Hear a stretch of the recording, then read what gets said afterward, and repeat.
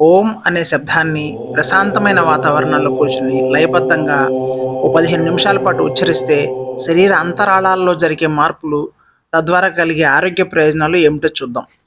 Parasympathetic నాడీ వ్యవస్థలో ప్రధానమైన వేగస్ నర్వ్ అంటే కపాల నాడి మెదడు కాండం నుంచి ఉదరం వరకు వ్యాపించుంటుంది.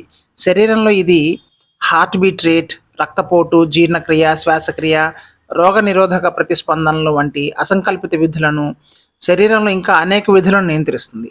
ఓంకారంను నెమ్మదిగా జపించినప్పుడు ఆ శబ్దం యొక్క వైబ్రేషన్ దీన్ని ఉత్తేజితం చేస్తుంది.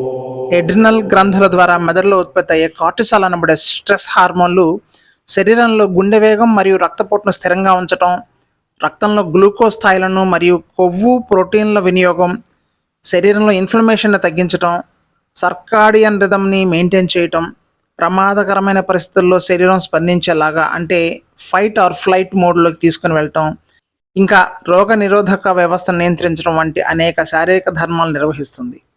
ఓంకారంను నెమ్మదిగా జపించినప్పుడు ఆ శబ్దం యొక్క వైబ్రేషన్ ఈ హార్మోన్ని కంట్రోల్లో ఉంచుతుంది. ఈఈజీ మరియు ఎఫ్ఎంఆర్ఐ వంటి టెస్టులు జరిపినప్పుడు చూపించిన విషయాలు ఏమిటంటే, ఓంకార జపం చేసిన తర్వాత మనిషి మెలకువతో ఉన్నప్పుడు మనసు ప్రశాంతంగా విశ్రాంతిగా ఉండటానికి అవసరమైన మెదడులో ఉత్పన్నమయ్యే విద్యుత్ సంకేతాలైన ఆల్ఫా తరంగాలు పెరుగుతాయి.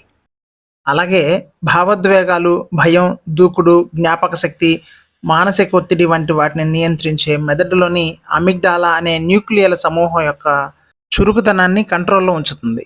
అందుకే ఓంకార జపం తర్వాత చాలామందికి మనశ్శాంతి, స్థిరత్వం, అంతర్ముఖ సమతుల్యత అనుభూతి కలుగుతుంది.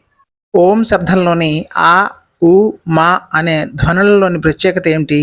తద్వారా మెదడు, సైనస్, గొంతు, ఛాతీ, ఊపిరితిత్తులు, కణజాలాల్లో ఎలాంటి మార్పులు ఉత్పన్నమవుతాయి అనే విషయాలను ఇన్డెప్త్ సైంటిఫిక్ అనాలిసిస్తో పార్ట్ 3 వీడియోలో పొందుపరచడం జరిగింది.